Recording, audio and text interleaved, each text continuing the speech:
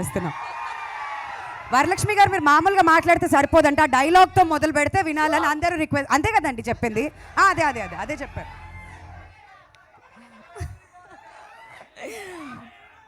పోలరమ్మ మీ తొట్టు, నా తమ్ముడు మీద ఒక్క సై పడితే ఒక్కొక్క టెంకాయ పగిలిపోతాయి.